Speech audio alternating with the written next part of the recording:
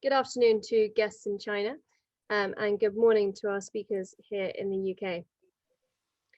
I would like to start by welcoming you to day 2 of our webinar event and to thank you once again for your attendance.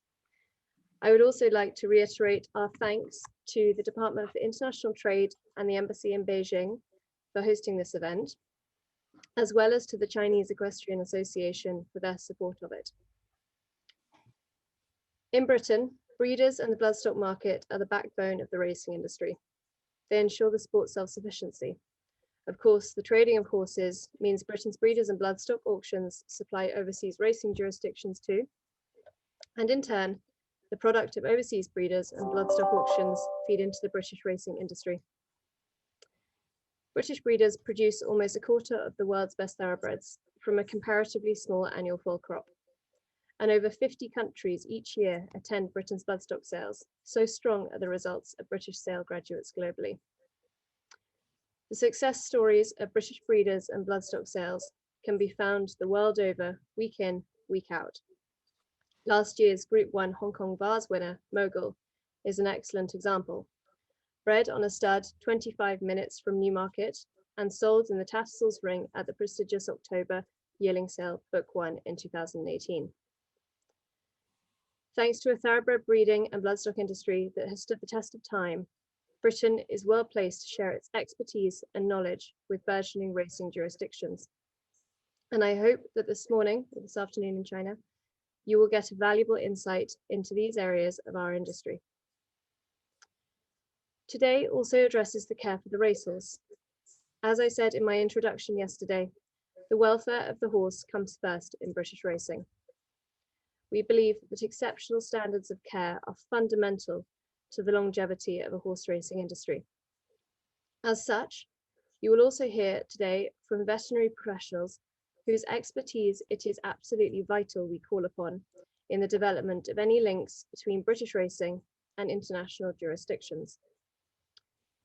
Key to the welfare of racehorses are both the staff who care for them and the jockeys who ride them, as well as the manner in which they are transported around the country and indeed the world. To that end, you will also benefit from an introduction to and insights from the British Racing School and BBA Shipping and Transport. So to begin our webinar sessions this morning, I hand over to Ted Bout, a member of the Board of Trustees of the Thoroughbred Breeders Association, who will give an introduction to breeding thoroughbred racehorses.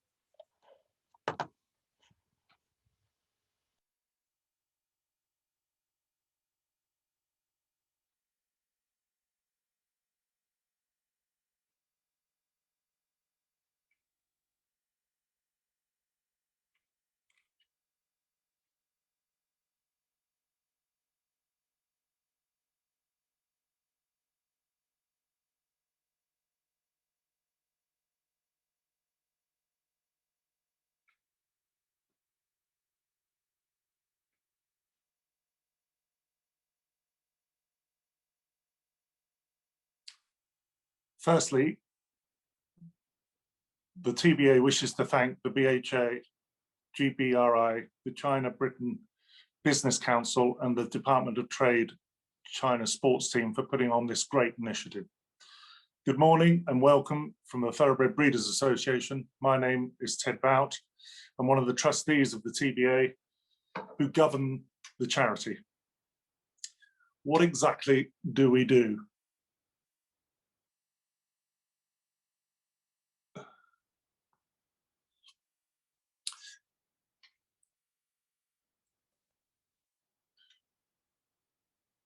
Our head office is in Newmarket, Suffolk, where a large amount of the stud farms base their stallions. We have 3 main objectives to provide the industry with. The first is education and training for the thoroughbred breeding industry. This we do by running courses for students at the National Stud, and we work closely with the British Racing School, who you'll hear from later. The education side is run by a subcommittee that are also busy delivering an online platform built during the pandemic to promote learning, education and training.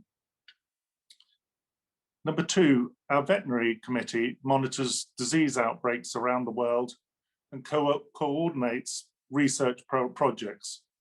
We currently have a virus abortion project that we help fund at the Cambridge University and have been involved in an updated equine herpes vaccine. The committee is made up of vets and stallion stud representatives and is vital in the work that it does. Thirdly, the TBA promote British thoroughbred to encourage new breeders and existing breeders to raise world-class thoroughbreds to race and breed around the world. We also advise members on employment, tax affairs, both human and horse welfare, and represent breeders with government and other industry agencies. So why would you get involved with thoroughbred breeding? Before you start, it's worth considering some initial options, identifying the targets and deciding how you want to structure your new interest. For some people, horse breeding is a recreation that, in line with the most social and sporting activities, carries a cost. The money which they invest is justified by the pleasure which they derive from it. Recreational breeders often set very high standards, achieve excellent results, and whilst it's not the primary aim, can enjoy financial returns in addition to their enjoyment. Recreational breeders may choose to retain some of their produce to race as an owner breeder. For most breeders, there is considerably more financial pressure on their breeding activities, and their primary aim is normally to produce horses which can be sold unproven before they race, and normally before they are even ridden for profit.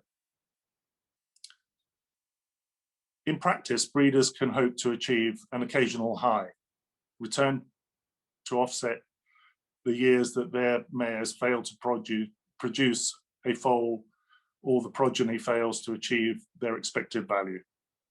The chances of achieving a more consistent return can be increased by spreading the investment over multiple mares.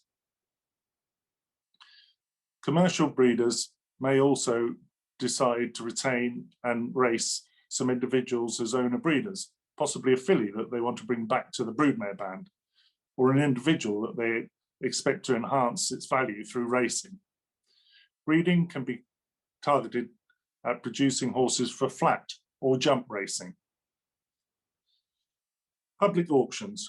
There are numerous options for buying or selling stock at public auction. Further options exist for those who are prepared to travel. For example, flat breeders will also use auctions in France, Germany, Ireland, and America, whilst France has been popular with national hunt horses. There are many options for breeders who are seeking to buy and sell. The primary differences, which are of significance to the breeder, are that flat racing is run over shorter distances. A horse can start racing as a 2-year-old, and most flat horses with breeding potential will only race for 2 or 3 seasons.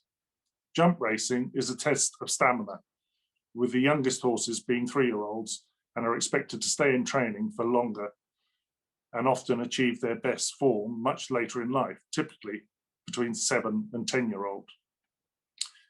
As a result, the rearing stage of the flat racehorse tends to be shorter, about 18 months, and more intensive, with broodmares having greater opportunity to produce their value as producers.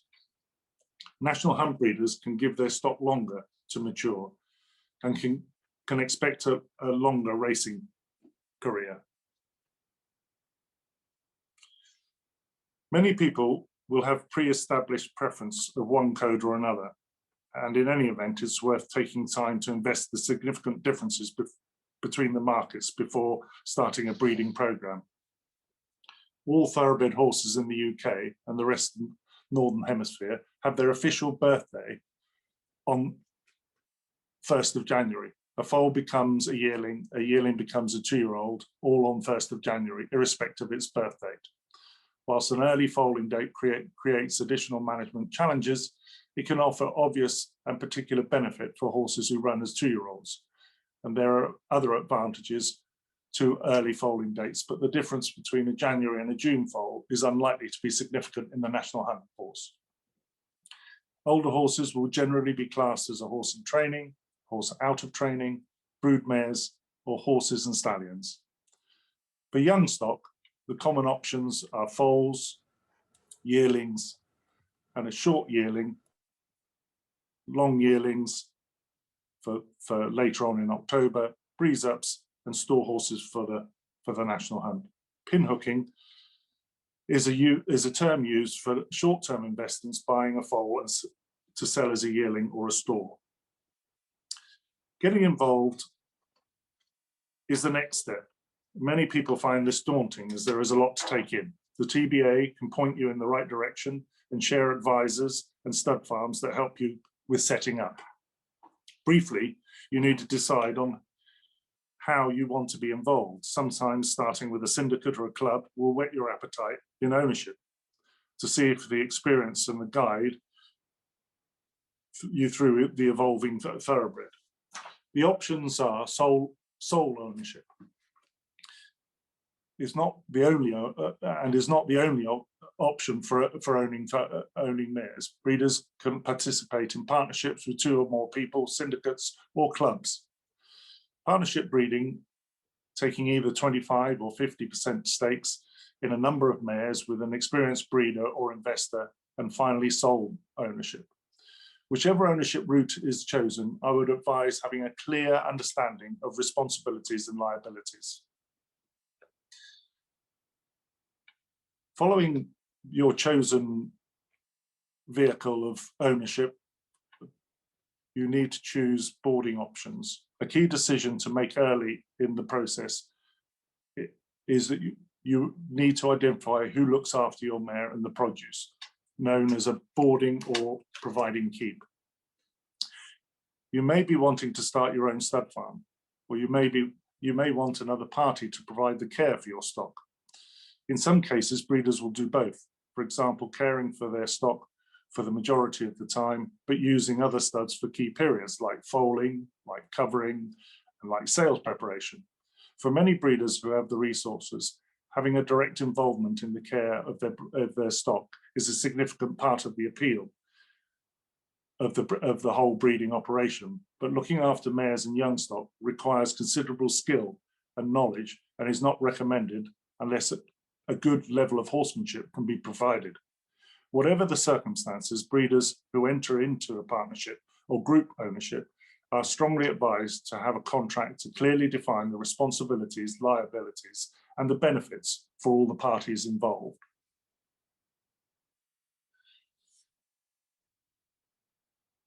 The next stage, once you've agreed your ownership vehicle and stud farm, you have to purchase the stock. And again, there are expert consultants, bloodstock agents, farm managers that have years of experience in setting up thoroughbred portfolios.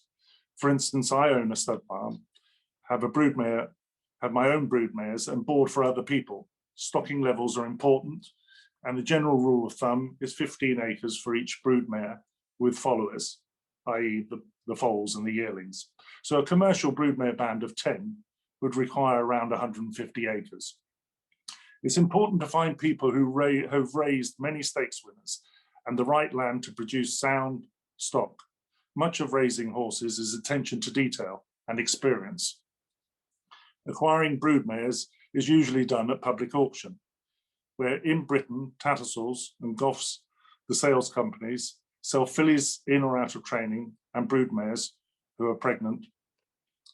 Trying to find value is key at this point, and setting up in the setup period, and often a mixture of mares in foal and first time maiden fillies will create the best starting point. The race record is one factor to indicate price, as well as a family heritage, and finally confirmation. It's important to use a vet in the buying process to check the health, although mares will be sold with certain guarantees of health and pregnancy status.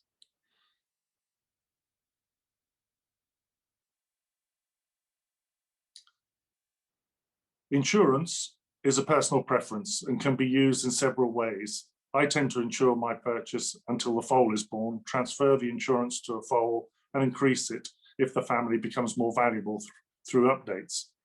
My only advice is either to not insure or to keep insuring, as the moment you stop, something happens. Most of the time, you'll buy a pregnant mare and will only need to plan a mating once she foals. There are experts in this field, but again, familiarity with conformation is a huge help. Following good racehorses in training that ultimately retire to stud gives you the familiarity. A famous breeder once told me, you couldn't contemplate mating horses until you knew what the last stakes winner on the catalogue page looked like. I'm 60 next year and have done this all my life and only feel that I've only recently qualified. Whilst we're on the age subject, it takes about 10 years to buy a broodmare and see its results. The first 5 years till the first foal has returned to the stud, and a further 5 years to see if she can produce or if a colt can be successful at stud. You need to be patient. Some people develop strategies to become commercial, keeping all the fillies and selling all the colts, and instill market confidence as a seller. Selling all the foals also gives confidence to the market. Breeding to race is extremely rewarding, and much is learned about the families. Keeping the average age of the broodmare down to 12 is important. A longer strategy to only sell out of training can also be lucrative. Retiring fillies, and now with the British bonus scheme for fillies, which can win £20,000 for selected races they win, is a very viable option. Personally, there hasn't been a better time to invest in British bloodstock, as the market is low after the pandemic, and to be contrarian in this business often works, or at least it has done for me. So if anybody wants to set up a stud farm, please don't hesitate to call the TBA or myself, and we can start the adventure together. Thank you very much.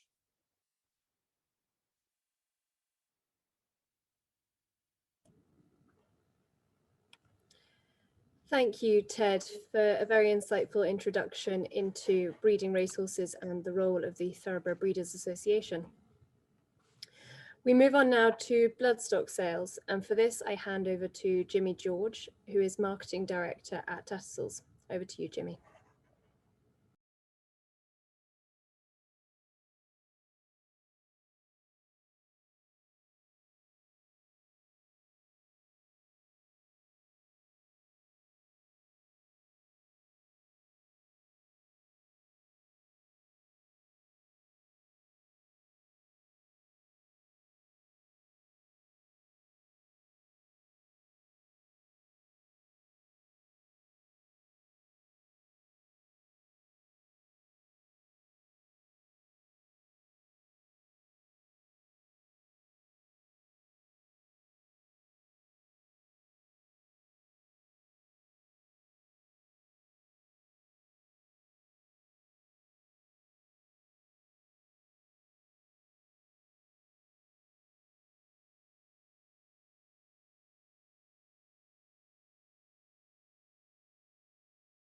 Unmute. Yeah.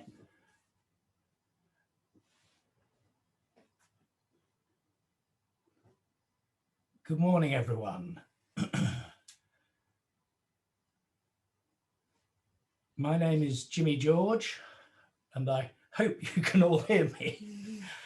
I'm the Marketing Director of Tattersalls, and I'm delighted to be taking part in the UK-China horse racing industry experience sharing webinar. It is a pleasure to be addressing so many Chinese horse racing enthusiasts, and thanks must go to the organisers of this event. My brief is to give you a short introduction to the buying of thoroughbreds at public auction. Public auction is without doubt the simplest and most efficient way of buying thoroughbreds. And before I begin, I thought I would show you a 60-second video, which I hope will give you an idea of some of the aspects of a typical sale day at Tattersalls.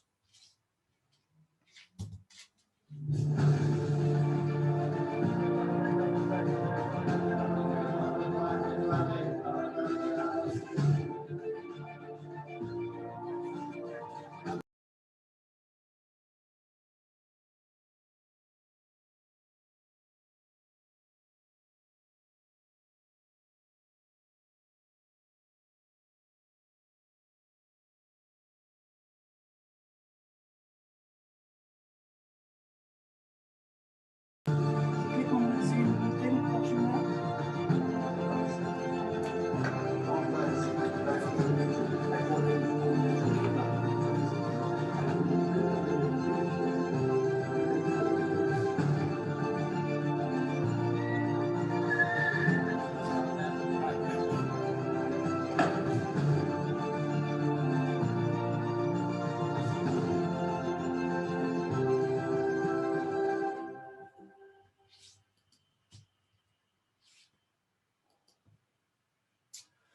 For those of you who have not attended a bloodstock sale, I hope the video gave you a little insight into a day at a bloodstock auction. And before we go into more detail, I will give you a brief history of Tattersalls. Tattersalls was the first ever firm of bloodstock auctioneers, founded by Richard Tattersall in 1766 and based at Hyde Park Corner in London. A terrible place to sell thoroughbreds in the 21st century, but a perfect site over 250 years ago. Tattersalls has always sold in guineas, and a guinea is £1 and 5 pence. And we take a 5% commission from the vendor on every lot sold. The Tattersalls offices remained in London until the 1970s before moving to Newmarket, but sales have been taking place at the site in Newmarket since the late 1800s. The famous Tattersalls sale ring you saw in the video was built in 1965, and in 2021 will host 9 sales at which we would expect more than 5,000 thoroughbreds of all ages to be sold. In total, the Tattersalls site at Park Paddocks is just under 50 acres or around 20 hectares and has more than 820 stables. There are restaurants and bars on site, and every effort is made to make the buying and selling experience as comfortable and enjoyable as possible. Extremely important when every year you are welcoming buyers from around 50 different countries to sales that can last as long as 2 weeks. Last year, the sales turnover at Tattersalls was just over 260 million guineas, or nearly £275 million, with the highest price being the 3.4 million guineas paid for a yearling filly at Book 1 of the October yearling sale. This was the highest price for a yearling filly in the world last year, and one of 10 lots sold for 1 million guineas or more at Tattersalls in 2020.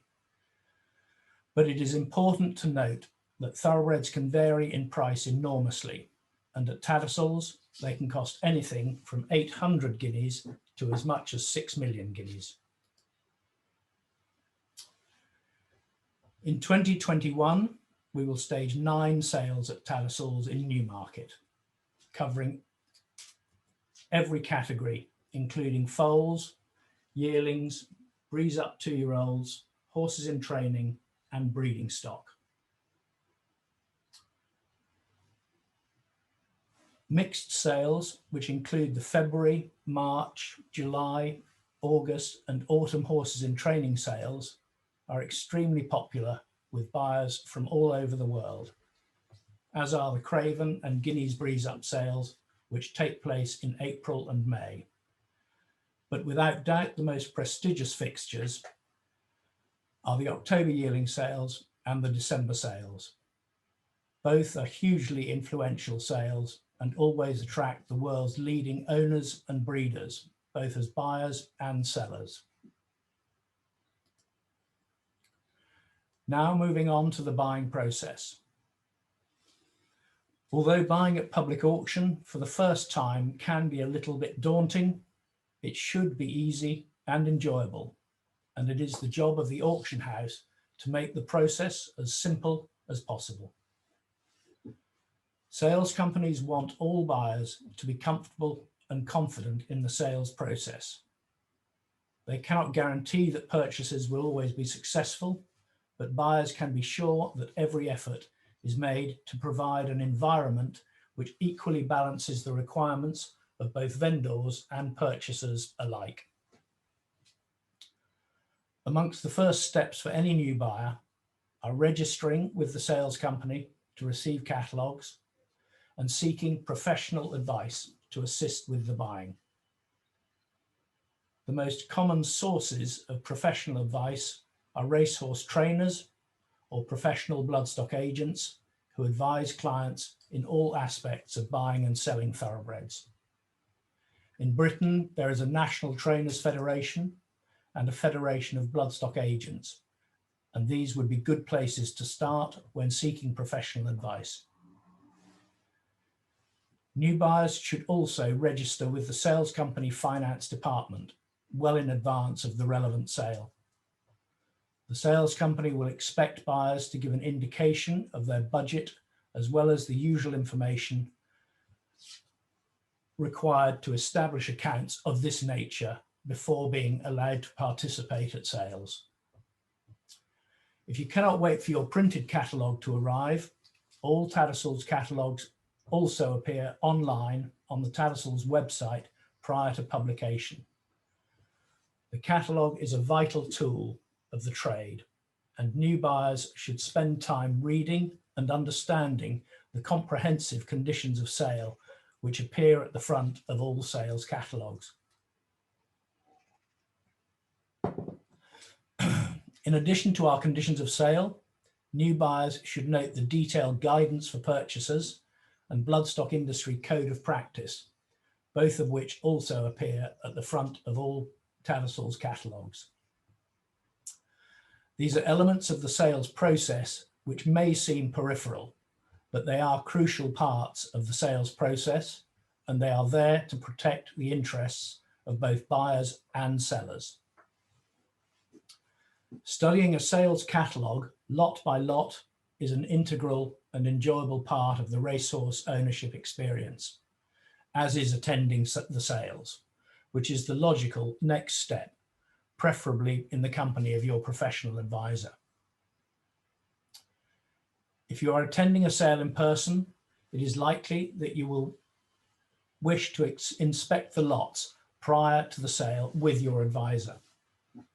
Each lot will be stabled on site and will normally have been on the sales grounds for a few days prior to selling. The location where the individual is stabled is printed on the catalogue page.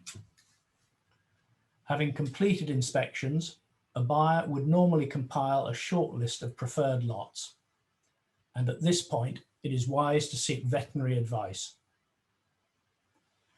Depending on the advice given by the veterinary advisor, who will carry out inspections as instructed, it is likely that the short list of preferred lots will be reduced. But armed with all the information, the next step is to try and buy one or all of the preferred lots. Before we move on to the relatively simple process of bidding, we should have a quick look at a catalogue page to understand some of the information featured on the page. Starting at the top of the page, you will see here on the slide, you will find the category of horse and ownership details. In this case, a horse in training, consigned by Heath House Stables, Sir Mark Prescott, the property of Elite Racing Club. The next line identifies the location where the individual is stabled, followed by the lot number, the name of the horse, age, colour and sex, and a 3-generation tabulated pedigree. For a horse or filly in training, as we have here, The page then details the race record of the subject animal. Obviously, this does not apply to young stock prior to racing age. Marcia, the filly in question here, was an outstanding race filly, and you can see that her name is printed in bold black type, which denotes a winner of what are called group or listed races. The highest level of performance globally is Group 1 or Grade 1 in America. Marcia won 2 Group 1 races. The group system descends from Group 1 to Group 3, and just below Group 3 level is listed class. These categories are internationally agreed, and although there are minor differences in cataloguing styles, the fundamental rules of cataloguing are adhered to by all the major international sales houses, who are all members of the Society of International Thoroughbred Auctioneers. The rest of the catalogue page gives detailed information of individual performers on the female side of the family, normally going back 3 generations, and as a general rule, the best pedigrees will have a lot of bold black type on the catalogue page.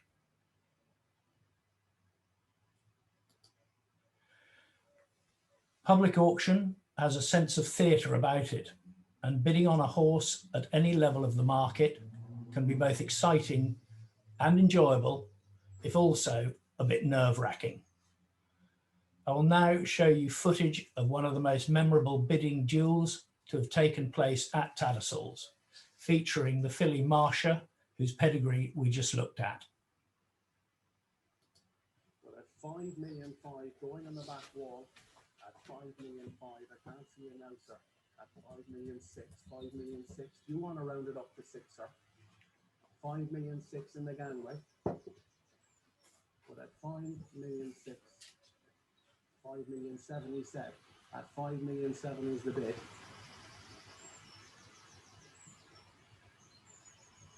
She wasn't race fit before, she is now.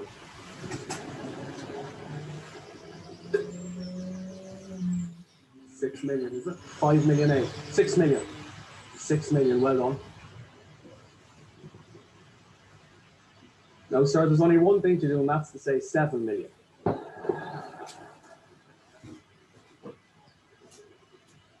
That's 6 million in the back of the gangway. At 6 million is the bid, but I sell her at 6 million in the middle of the gangway. You're out of the back wall now. 1 if you want back in. Well, at 6 million now, the hammer's up. Make no mistake here. The great Marcia goes at 6 million. You're quite sure. Anyone else want to join in? Well, at 6 million, there's enough of you here anyway to form a big syndicate. Well, at 6 million, I sell in the middle of the gangway. Done here at 6 million last time. MV Magner, the very, very best of luck.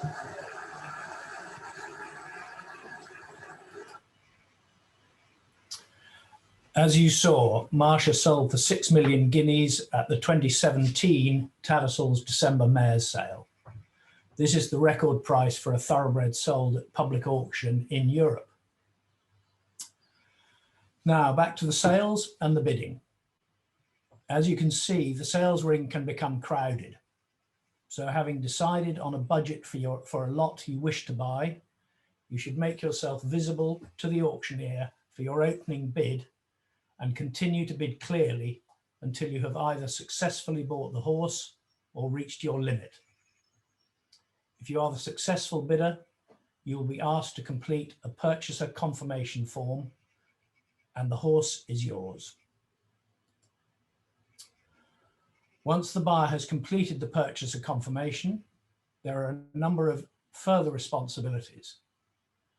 Insurance is voluntary, but it is commonplace for buyers to arrange insurance for lots they have purchased, and your professional advisor should be able to assist in identifying an insurance agent.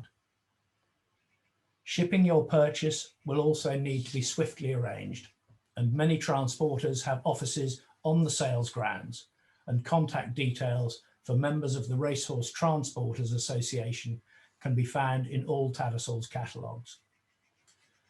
Payment for the horse is also a priority.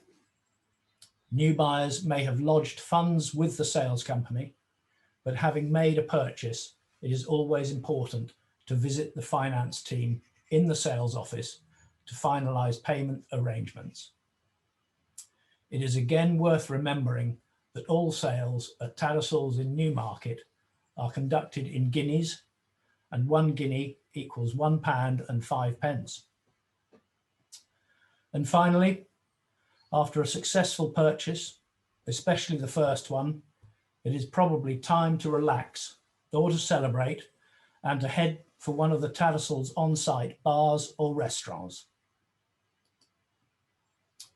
Thank you everyone for your time.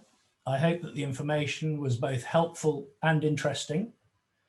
Chinese buyers will find some of the finest bloodstock in the world at public auction in Britain, and we look forward to welcoming you all to Britain and Tattersalls for many years to come. Thank you very much.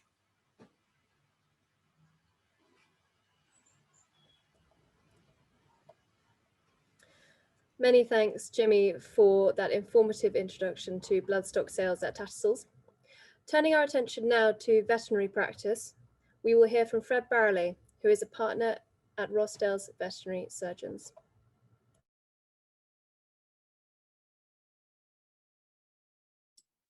Good afternoon, everybody.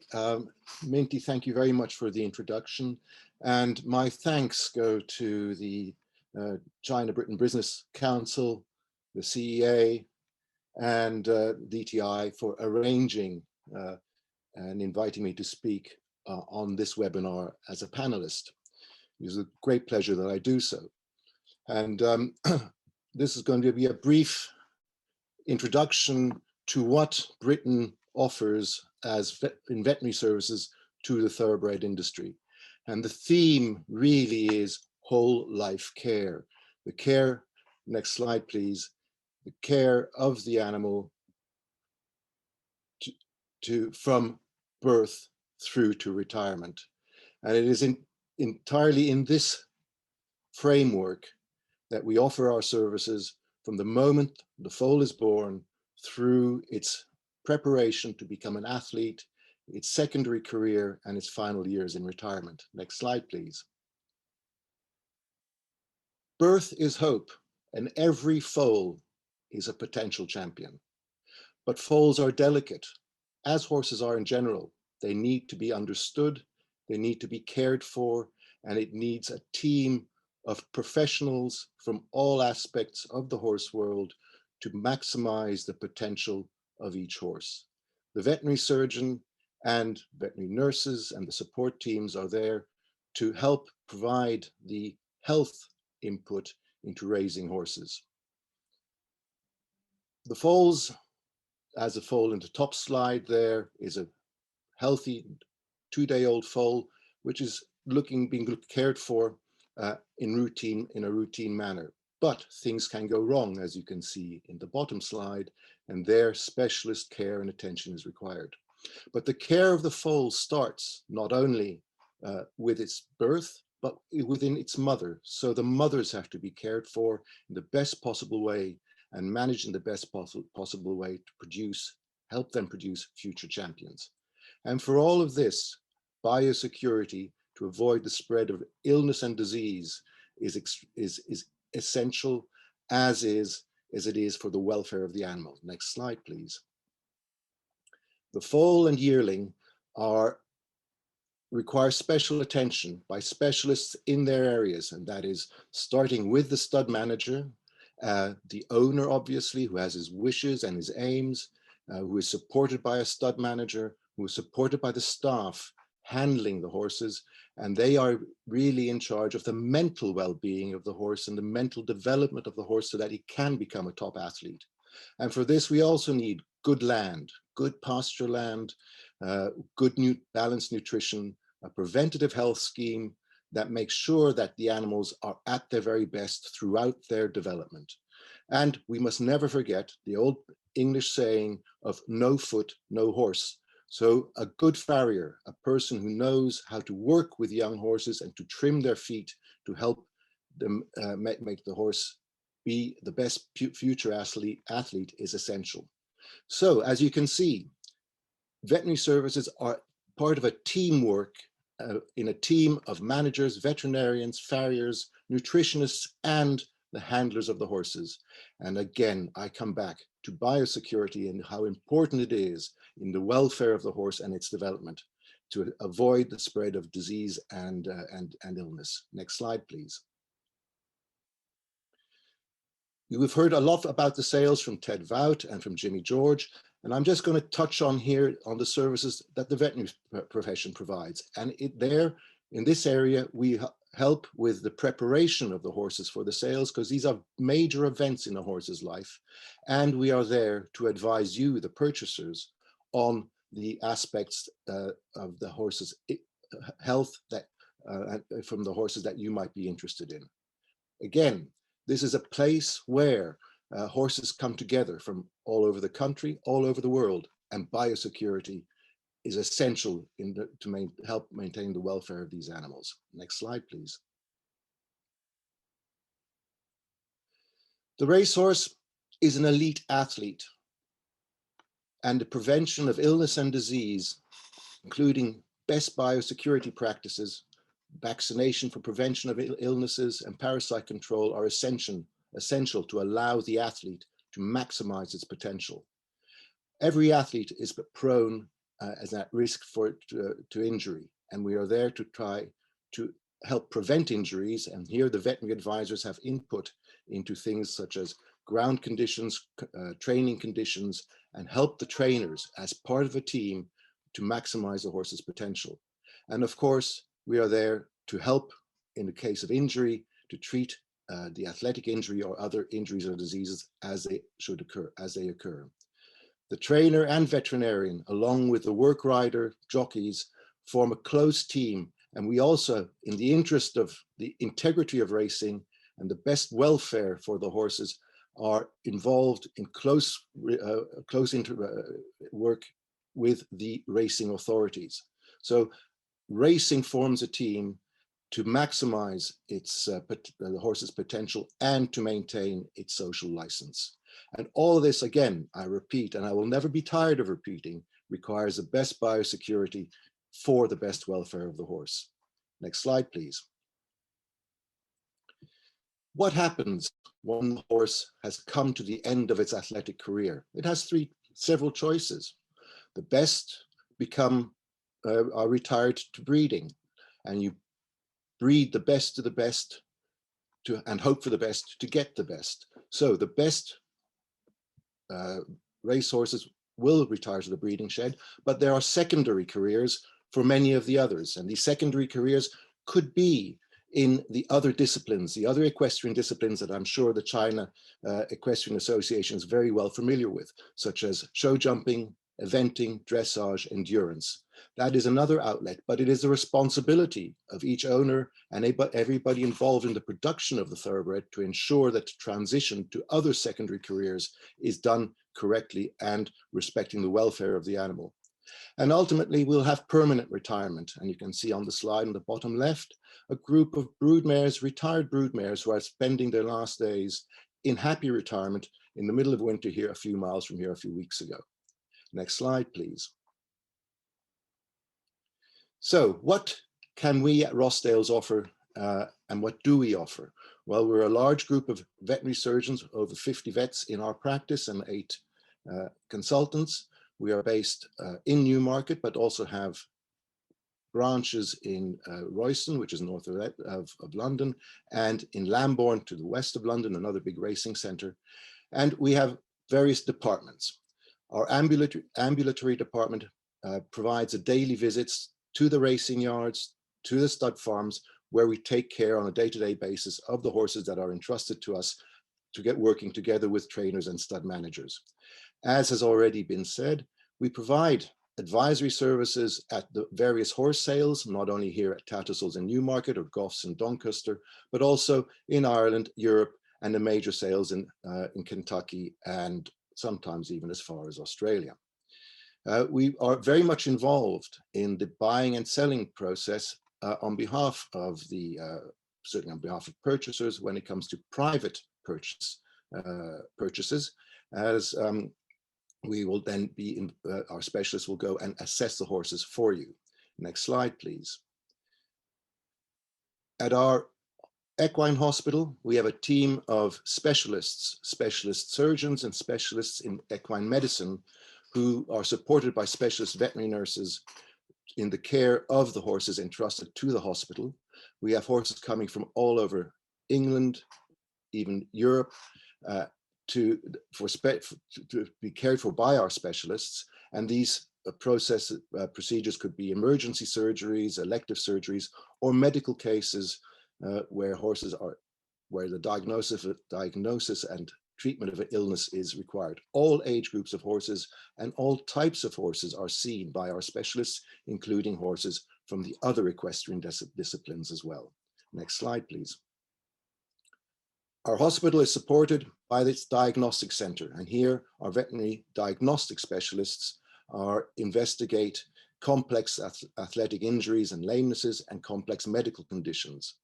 Here we require specialist imaging equipment such as MRI, magnetic resonance imaging scanners, CT scanners, ultrasound machines, ultrasound scanners, specialist X-ray equipment, scintigraphy, and so forth, to arrive at the diagnosis to be able to treat the horse and provide the best care and welfare for it. This is all supported by our specialist farriers, who again are part of the team to make sure that the best is done for each animal, be it in training or out of training. Next slide, please.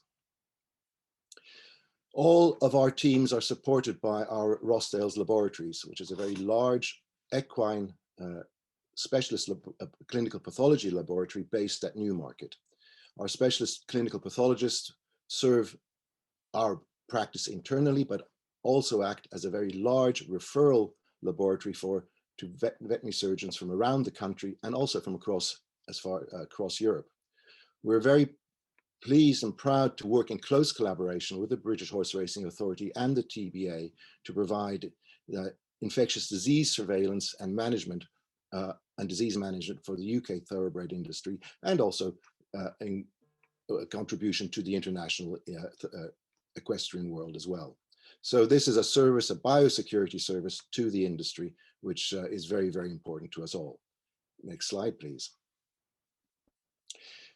Our founding partner, Dr. Peter Rossdale, is now in his 90s and still takes a day-to-day interest in the development of our practice and all the vets who work with us. Any service, any type of service is only as good as the people who work in it. And we are very proud to have a very big team of excellent colleagues who are constantly involved in veterinary clinical research, veterinary practice, but we also are proud of the fact that we mentor our colleagues from internships through to them becoming board certified specialists. And we have an active interest in clinical research, and we collaborate with centers of international excellence all over the world. And our vets are often invited to speak at various events, to teach and to lecture to other colleagues. And this is done also with vets from around the world coming to visit us, be that through conferences and meetings or as individual guests with our teams here in Newmarket. We also are heavily involved in advising and help the international bloodstock insurance industry, and are very proud to be able to have that close liaison with that segment of the industry. On top of it, through the sales and other work, we also have a large department that works with the export of horses and specializes in preparing horses for international shipping and movement from all the veterinary aspects that involves. Next slide, please. Now, you might think there is only Rossdale's, but I have to be absolutely fair and say no, we are just one of a group of many practices in the United Kingdom that can provide excellent services to the international thoroughbred industry.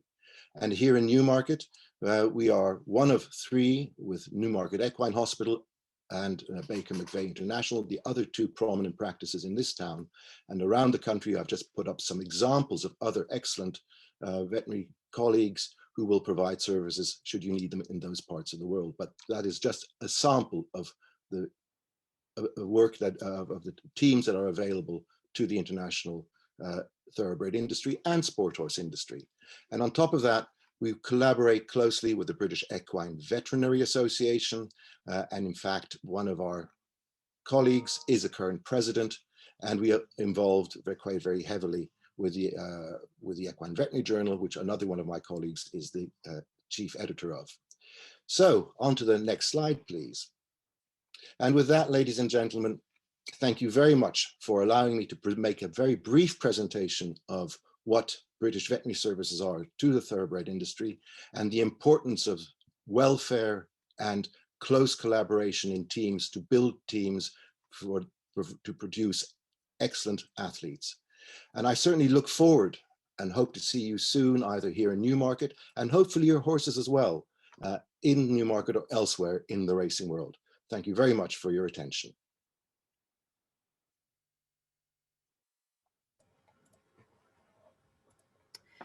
Thank you, Fred, for that interesting introduction to veterinary care throughout a thoroughbred's life. We now return to the experience and the expertise of the BHA, and I hand over to Veterinary Officer Sally Taylor, who will speak about prioritising the welfare of the thoroughbred. Good morning, good afternoon, and thank you, Minty. Thank you also for inviting me to participate in this webinar today. Equine welfare in all horse sports is a growing subject and arguably the most important element for an industry to get right. Due to time constraints today, this will simply be a very brief overview of some of the policies and procedures in place to safeguard and promote equine welfare within racing industries.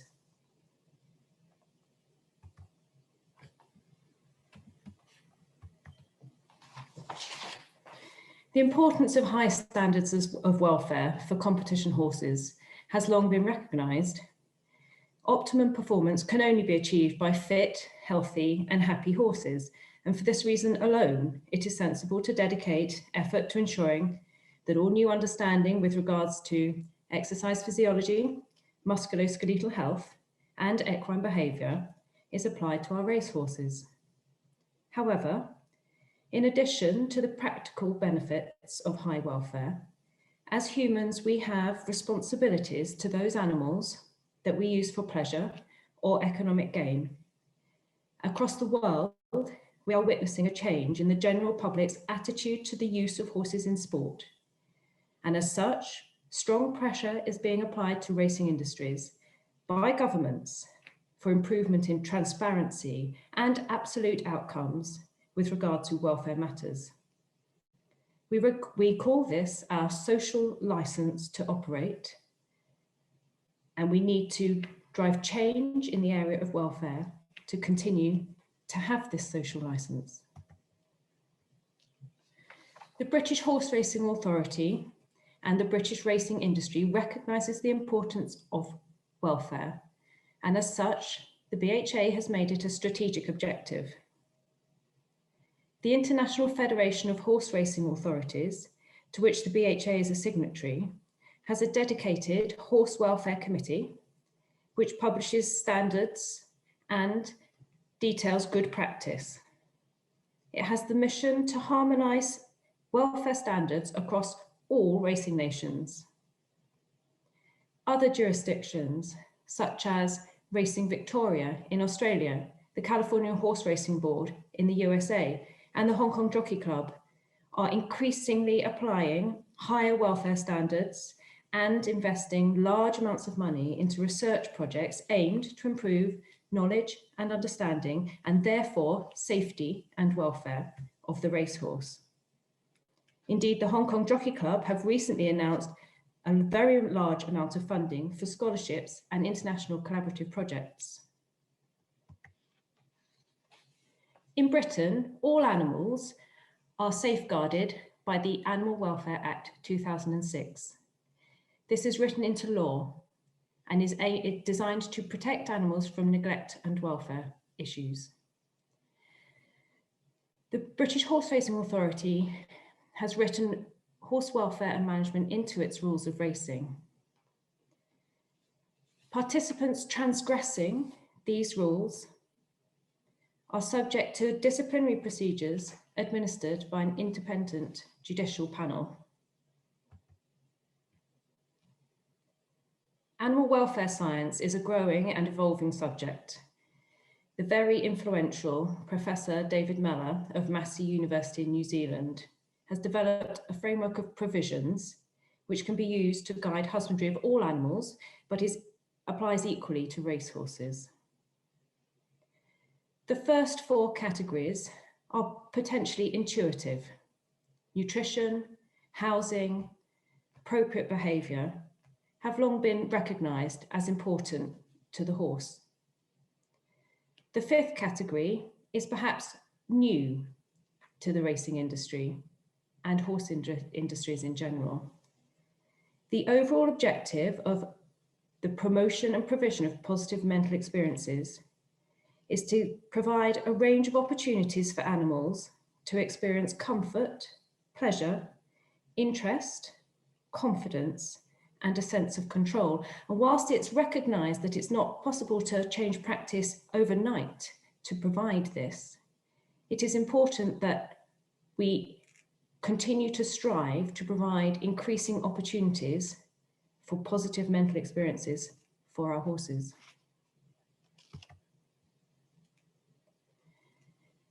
The British racing industry implements welfare interventions throughout the lives of horses bred for racing. The following slides give the headline overviews of the areas for each stage. The British racing industry recognises that in order to provide transparency for welfare throughout the lives of our racehorses, we need to know exactly what this racing population consists of. As such, we require 30-day notification of birth of all thoroughbred foals destined to become racehorses. All of our foals are microchipped and DNA typed and provided with currently paper passports, but we are moving to digital passports. And this allows unique identification of all horses throughout their lives. As horses enter training, they are bound by the rules of racing and they are looked after by licensed personnel on licensed premises. For trainers to obtain a license, they must attend a training course run by the British Horse Racing Authority. The premises are inspected by our group of stable inspectors to ensure that high standards are maintained throughout. A vital part of welfare within the British racing industry is our anti-doping strategy and policy. We have strict rules covering the use of medications in our racing population of horses. And as part of this monitoring, we will perform approximately 3,000 tests out of competition, unannounced, on horses in training. As Dr. Barrelay has mentioned, infectious disease monitoring and biosecurity is a hugely important part of what the racing industry as a whole does together. And we have strict vaccination requirements for equine influenza. Any horse that doesn't fulfill these requirements will not be allowed to race. Once horses are on a race course, they are still bound by the rules of racing, and the personnel looking after them and riding them are too. Jockeys also have to attend training courses with welfare modules, and the race courses that our racing runs on have a set of instructions with regard to provision for veterinary facilities and equine facilities. And these are, the race courses are inspected regularly by our course inspectors and also by our veterinary officers to make sure facilities are up to standards. Racing officials all have welfare in mind when monitoring a race day, This includes the stewards, the veterinary officers, and the equine welfare integrity officers. Should a horse require first aid treatment on a racecourse, there are experienced equine specific veterinary surgeons available to treat the horses. These veterinary surgeons are accredited and monitored by BHA officials to ensure standards are maintained and are extremely high. The veterinary officers have an important role with regards to welfare and integrity on race day. We use risk analysis to determine the cohort of horses racing that are more likely to suffer catastrophic injury. These horses are subject to pre-race examinations by the veterinary officers on the racecourse before they are allowed to race. Veterinary officers are also responsible for accurate data collection of injury on racecourses, which is subsequently used for further analysis and can be used to provide interventions in the event that there is a safety compromise. Horses suffering sudden death on racecourses are subject to post-mortem examination. And as part of our anti-doping within the industry, over 10,000 post-race tests were taken to ensure that there is no misuse of substances and that the welfare and integrity of our racing isn't compromised. Welfare continues when horses move from racing. The industry recognises this, and there is a requirement to register the first step out of training so that we can understand where these horses are moving to. The ultimate intention is for lifetime traceability of all horses. We work very closely with the Retraining of Racehorses charity, who provide expertise and help in retraining, rehoming, and supporting horses as they move from their racing careers into second careers. The industry also has a euthanasia policy, as it recognises that not all horses are suitable for second careers, be it breeding, riding, or even paddock retirement. The euthanasia policy provides confidence for the general public and the industry participants that the correct decisions are being made for horses at all points. The BHA also works closely with the International Forum for the Aftercare of Racehorses, a growing forum which provides support and advice for racing nations with regards to aftercare for racehorses. The British racing industry requires expert support in order to function effectively. This includes, for example, the LGC laboratory in Newmarket, who are able to provide analysis of our anti-doping samples. We also have the world-class Centre for Racehorse Studies, a unique facility that allows studies to be performed on thoroughbred racehorses kept within a training environment. This differs from many other research establishments which use native ponies not kept in a training environment, and allows much more accurate determination of detection times for medication. This is run under government supervision and licence. We work very closely with the Centre for Disease Surveillance to ensure that any outbreaks of infectious diseases are treated promptly and appropriately. And we receive much funding for our work in welfare from the Horse Race Betting Levy Board to the tune of £35 million in the last 20 years. And more recently from the Racing Foundation, which has provided over £3 million in funding in the last 3 years. All of the BHA's work is overseen by an independent ethics committee, an independent body that advises the BHA on the ethical implications of all of the BHA's activities. The British horse racing industry recognises that the future of welfare must continue to evolve practice in the UK. And as such, the industry has created a horse welfare board comprising of members from all stakeholder groups and chaired by an independent, renowned veterinary surgeon. The board has written a strategic plan for industry actions on horse welfare that is to be delivered over the next 5 years, comprising 26 total projects.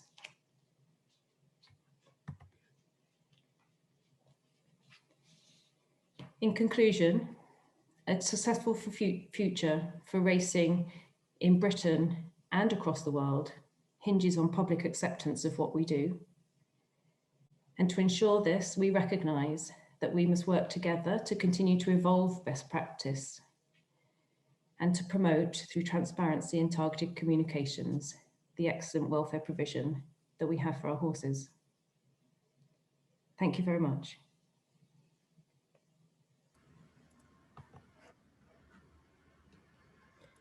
Thank you very much, Sally, for explaining why horse welfare is vital and how it is ensured in Britain. I would now like to introduce Kevin Needham. Kevin is Managing Director of International Horse Transport Company, BBA Shipping and Transport, and will give you an insight into the safe and efficient movement of racehorses.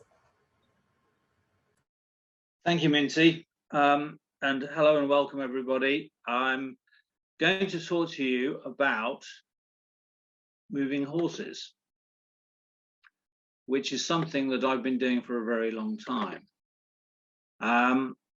The BBA, the company that I run, is the sort of offspring of the old British Bloodstock Agency, who were founded in 1909, I believe.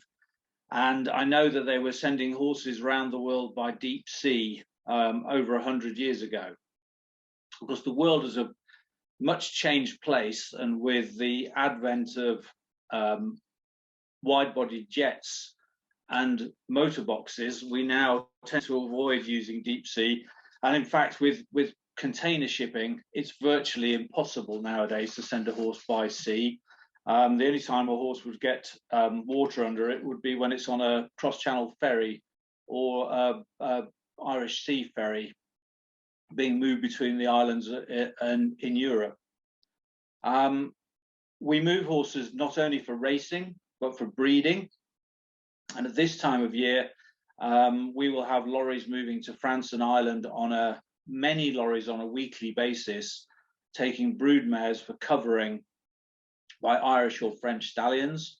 Those same vehicles will also be used to take horses to various airports, and also general domestic movements, horses in and out of the vets, horses to and from race meetings, horses to and from UK studs and in and out of sales. The UK's slightly different to some parts of the world in that horses here are not traditionally trained on the racetrack. So Newmarket has 2 race courses, but the horses are trained in the town rather than actually on the track itself. And that means, you know, historically they would be, and some still are, led to the races by their own lads. But latterly, it's much more common for the horse to go to the races in a horse box. And of course, many of our race meetings are held hours drive away from where the horse was trained. So horses would go to the races either on the day, race, get back on the lorry and come home, or if they were racing further afield in the north of Scotland and the horse was coming from the south of England, they probably have to go up the night before, stable at the racecourse stables, then race, then come home. We also take horses by road to race in Europe, as far afield as Germany, Italy, France, Ireland are all fairly regular trips, all achievable with a horse box. If you're going to Italy, obviously it's going to involve a night stop on the way down, and certainly a couple of nights whilst you're there. But you can get to France, you get to Paris in about 9 hours from Newmarket. So a lot of those routes are now very, very achievable with a lorry. And We also have a tunnel under the English Channel, so that's slightly speeded up that route as well. It has made Europe apparently a much smaller place, although post-Brexit we do have challenges moving through some of the ports at the moment. Not all horses will go to the races by road. Horses can fly to the races and still do from the UK.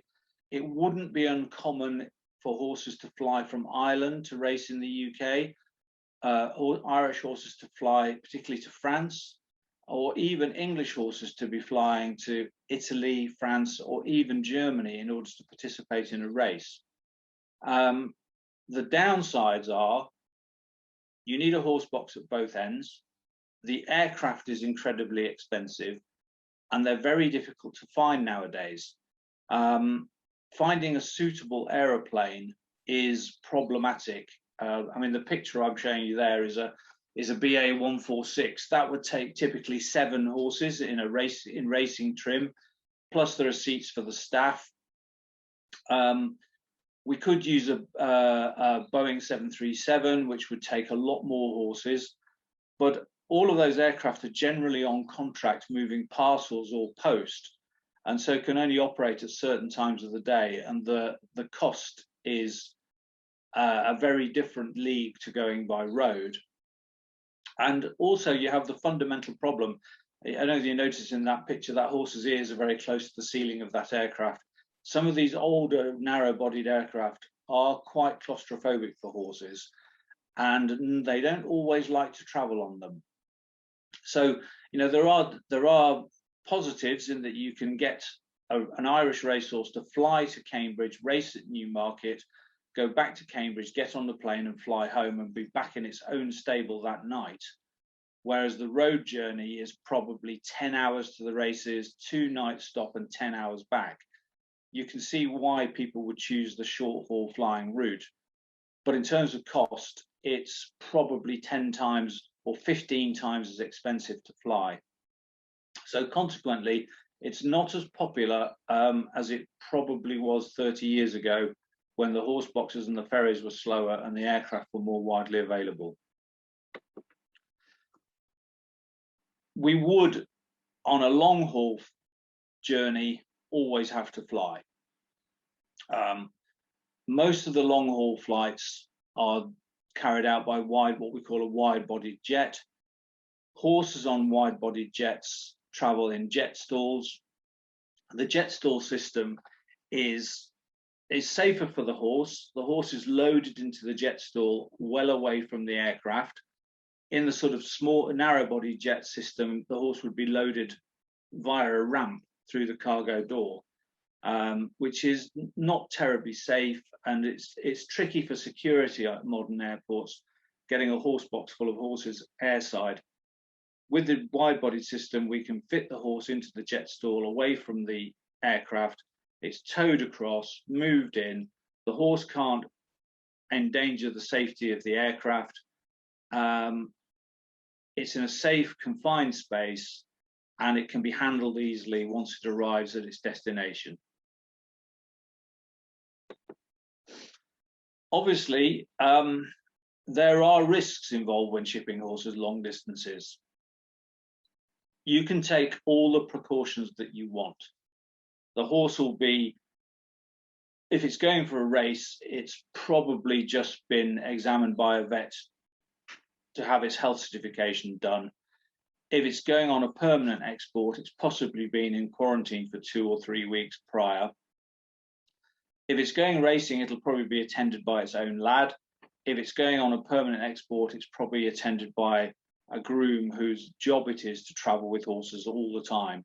So somebody who's very experienced. In terms of the safety of the horse, and I think there's a popular misconception that horses always try and kill themselves on aeroplanes. In my experience, it happens very, very rarely, although when it does, it becomes very widely publicized. The jet stall system has taken away a lot of the concerns about horses injuring themselves. The biggest issue we face nowadays is post-travel fever and stress, which is what people call shipping fever. Now, just some of you may be wondering what that picture's about. That's a short sky van, which is in the 1970s was used to fly horses around. Not terribly safe, and you can see why people used to have concerns about horses damaging aircraft in flight. That aircraft, I think, didn't even have a bulkhead between the cargo and the pilots, nor did it have seats for the grooms. So the grooms had to sit on upturned buckets and hold their horses' heads to stop them leaning forward and biting the pilot. Not terribly safe, and a far cry from the situation we find ourselves in today. The Hong Kong Jockey Club have done a lot of work on shipping fever. They have groups of horses which are put together in quarantine in various countries. So all of the animals are coming from the same place with the same management and then traveling on the same flight under the same conditions, and can all be looked at as a group, as a sort of a contiguous group, so that the issues created by flying can be studied. Obviously, the longer the journey, the bigger the incidence of shipping fever. And that's given us a little bit of an insight into how frequently it happens. You know, we generally reckon about 1 in 10, especially on the long haul. Now, the way they define a fever is elevated temperature, pyrexia, within 5 days of arrival. And as you can see from the conclusions here, only about a third are evident on arrival, and 90% of these fevers are identified within 24 hours. But that, of course, means that 10% of them weren't spotted. However, most of these are mild and respond very quickly to treatment. And I think that's the important thing. There's the horse that gets very sick is very unusual. And the difficulty is that it's identifying the one that's going to get very sick, because we want to treat it quite aggressively once it arrives. And we're going to treat it with fluids, and we're going to treat it with antibiotics. And it kind of goes back to another old saying, you can lead a horse to water, but you cannot make it drink. And horses that are on aeroplanes, many of them will eat and drink as if they're in their home stables. But it's identifying the one that is unsure of its new, it doesn't like the stimuli, doesn't like the change in environment, and is perhaps not drinking as much as others. And it's always drummed into the grooms. They've got to spot the one that doesn't look like it's drunk, and make sure the people on arrival gets that horse and monitor it. Not all of these horses are lucky enough to be going into places like Hong Kong, where they're monitored into quarantine. Some of the places we fly horses to, the horses just go to their owners and go home. And those are the ones that you would worry about.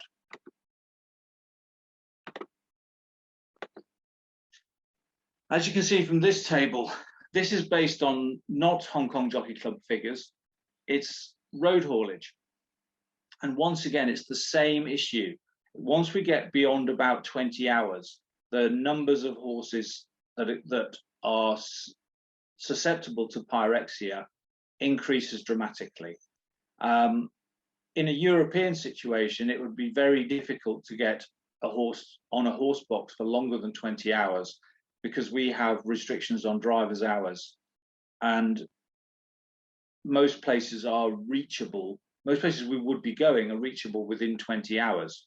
I think in a sort of US situation where horses are going from New York to Miami, and it's a long way, you would get horses doing very long journeys. But within the European context, we tend not to be running more than 20 hours in any case.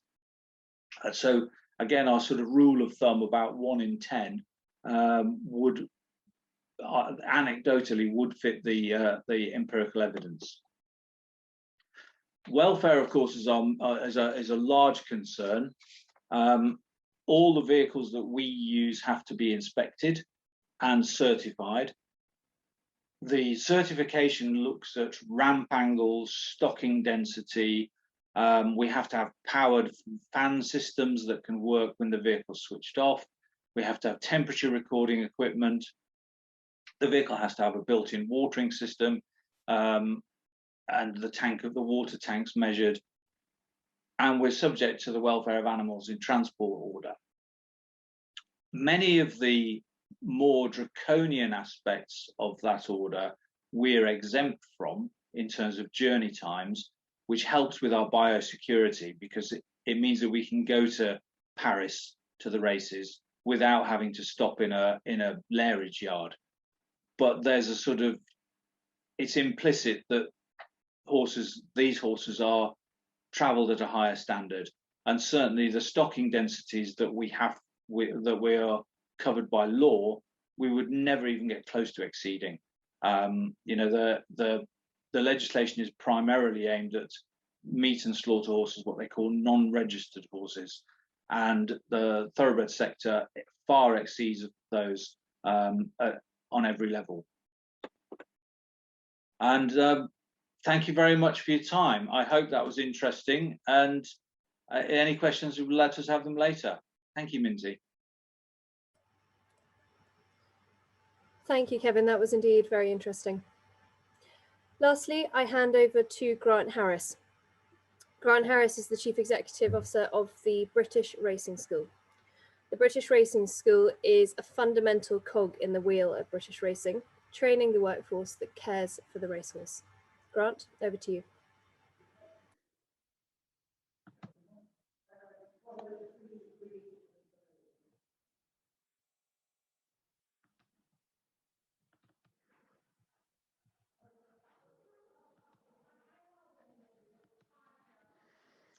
Good evening. I'll be brief, as I'm the last of all of these speakers from the UK.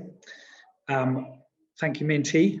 Thank you, the CBBC. As Minty said, we are the last part of the puzzle. We've heard a lot about welfare of the horse to ensure its best possible care. And to do so, you need experienced and skilled staff. My name's Grant Harris. I've worked all my life in the UK horse racing industry in a number of roles. And for the last 7 years, I've had the privilege to lead a huge and amazing team at the British Racing School. Now, why do you need trained and skilled and experienced staff? Well, training allows employers to embed and strengthen the skills that each employee needs to improve. Providing the necessary training creates an overall knowledgeable staff with employees who can work in teams or independently without constant help and supervision from others. The British Racing School is the UK's leading training provider. Its core aim is to provide training opportunities for all those wishing to enter the industry and those already in the industry to continue throughout their career. So we provide all racing staff with comprehensive and continuous professional development to give them the requisite skills to be able to reach their goals and fulfill their ambitions. We're a charity and we're an independent training provider regulated by the government. And we have achieved the highest possible rating for a UK school from the government's Department of Education, which is outstanding. BRS is a purpose-built training facility built on a 130-acre site outside Newmarket. I think that's roughly about 50 to 60 hectares. Newmarket, as you have learnt over the last day or two, is the home of horse racing. So it's home to 75 plus racehorse trainers and thousands of racehorses, plus all the other services such as Tattersalls, Rossdales, BBA shipping that you've heard about. So this allows us easy access to training at the school, and allows those wishing to come here access to our world-class facilities. And what we aim to do is replicate a horses in training yard, licensed premises where a trainer will train racehorses. As you can see on this screen, we have world-class facilities. We have everything we need to train people to look after, care for racehorses. So we have an indoor school, an outdoor school, horse walkers, lungerings, all-weather gallops, grass gallops, turnout paddocks, etc., etc. We have just under 100 stables. We have 80 ex-racehorses. We have 8 raiding instructors. We have a full-time jockey coach. We have fitness instructors, a world-class gym, and a school nurse. What we also have is a Tier 4 visa sponsorship license, meaning that we can train foreign students for up to 1 year.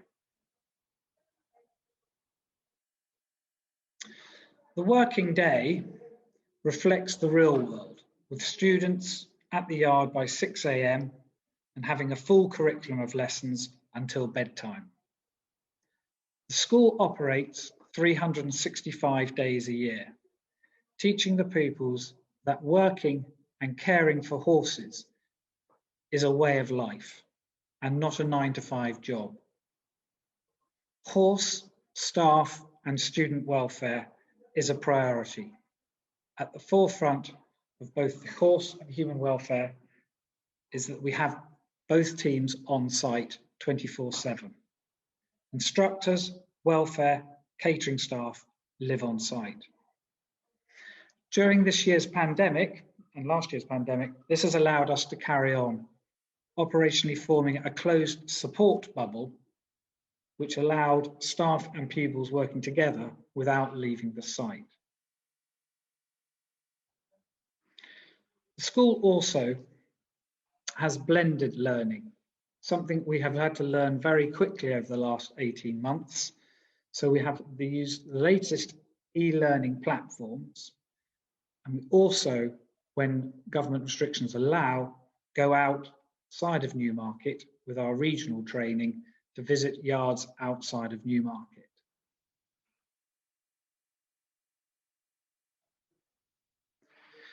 At the end of 2019, the British Racing School opened a brand new jockey training wing. This is part of the largest jockey rehabilitation and gym in the world.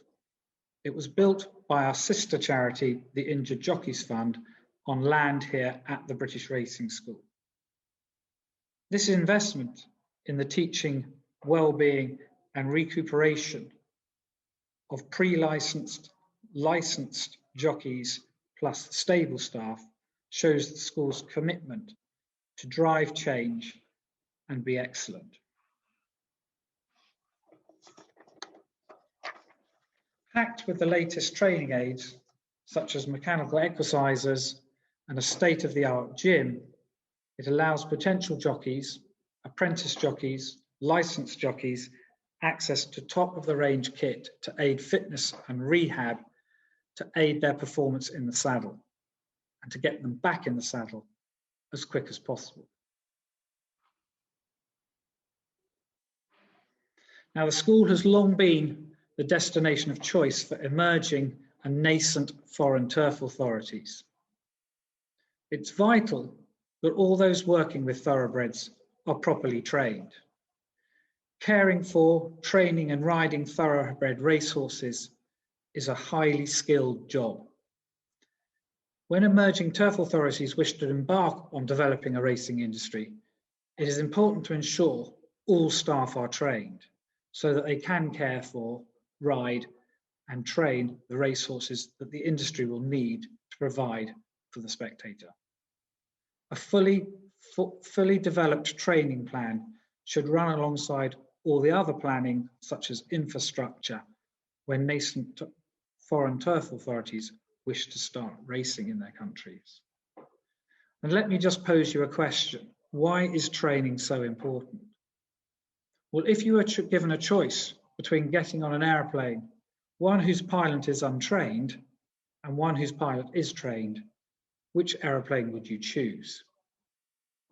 Yes, it takes time and money to be properly trained, but there is a huge cost to not training staff. And bad staff will wreck horses. Good staff will make good horses. The school can create bespoke training programs for turf authorities depending on their needs and offers consultancy basis services to assess the need and provide training either in situ or here in Newmarket. This means that we can offer solutions to plan the first steps so that the frontline staff understand horses' welfare is paramount right through to assuring the quality of training is maintained once racing is established. The school has run training programs for a host of foreign turf authorities, some of which you can see on this screen, such as Dubai, Qatar, Oman, Turkey, South Africa, North America, and South Korea. These are some pictures here of some South Korean jockeys we had and the Godolphin Massar team that we had here. For example, the KRA. We've had a long-running MRU with the KRA to provide training for senior management, racing grooms, trainers, jockeys in both Seoul and here in Newmarket. And not only does this include a full educational programme, but a full cultural programme with visits to Ireland, France as well. Another example would be the memorandum of agreement that we signed with Qatar, where myself and my number 2 travelled to Qatar to meet their board. Our consultation services were used and we assessed the quality of licensed trainers and training grooms in Qatar. And we had a quality assurance program which follows that through. And secondly, we also had a training program for the grooms there with our instructors seconded to Qatar for a month at a time, giving educational sessions. Further, these gentlemen came to stay here in Newmarket. And as you can see in one of the, we just recently produced programs when they had a big race in Doha, the jockeys spoke warmly about their time when they're here at the British Racing School, furthering their skills. Indeed, leading jockey Abdulaziz, pictured here, said of his time at the school in 2008, "I have benefited a lot and learned a great deal about horse racing. The 2-month course was dedicated to horse riding and racing tactics. It included a series of theoretical classes and practical sessions. There were also fitness sessions. At the end of the course, I received accredited certificates from the school, which helped me obtain a QREC, which is the Qatari Racing and Equestrian Club jockey's license, which will now allow me to ride in both races reserved for Qatari jockeys and others involving international jockeys." In 2019, the Turkish Jockey Club invited the British Racing School to discuss its training needs for entry-level stable staff, which they didn't have a system for. The MOU was signed for our consultation and training services. A plan was written by the BRS to convert part of the TJK stud farm in Karabase near Bursa, where their stallions stand, into a training and education centre. The TJK has appointed 3 instructors to teach at the new training and education centre. Rasit, Vedat and Ramazan are currently here, embedded on one of our entry-level foundation courses. Here they are. Every day they follow through the course, taking videos and notes and learning about how we train young people. They will take all this information back to Turkey and implement it. We will then follow this up with a quality assurance program, meaning that we will fly to Turkey once every 3 months to ensure that the training they provide to the young people in Turkey is of the quality that we have shown them. We also employ the UK's leading jockey coach. He rode to the highest level and has been with the school for 14 years, implementing elite coaching methods that rival all other sports. He's delivered coaching sessions to all the UK's top and aspiring jockeys and represented the school delivering coaching sessions for turf authorities and apprentice schools in Europe and the Middle East. So in conclusion, what can be seen is the racing school can provide a whole raft of bespoke training programs to ensure that all staff have the necessary skills to care for the racehorses that the industry needs. Thank you very much for your time. I hope that was a brief introduction, and I'm very happy to take any questions, as I'm sure the rest of the panel are. Thank you very much, Minty. Thank you very much, Grant. Well, that concludes the UK-China horse racing industry experience sharing webinar event. The various speakers from British Racing have provided introductions to their corners of the racing industry, and I hope that the content and the insights they have shared with you will be valuable in the development of a regulated Chinese racing industry. We much look forward to continuing our support for and work with the Chinese Equestrian Association over the coming months and years, with valued assistance from the Department for International Trade in Beijing. In the meantime, if anyone has any further questions, perhaps they could post them in the Q&A box now, and I invite our speakers to reply to these questions over the next few minutes. The organisations involved in this webinar event will welcome discussions around collaborations in the coming years. And to that end, you have been provided with contact details in an e-brochure. Of course, they were also on the presentation slides. Please feel free to get in touch if any of our organisations can assist you or work with you. Lastly, and before I hand back over to Jason, I reiterate our appreciation for your attendance. On behalf of British Racing, thank you and good evening.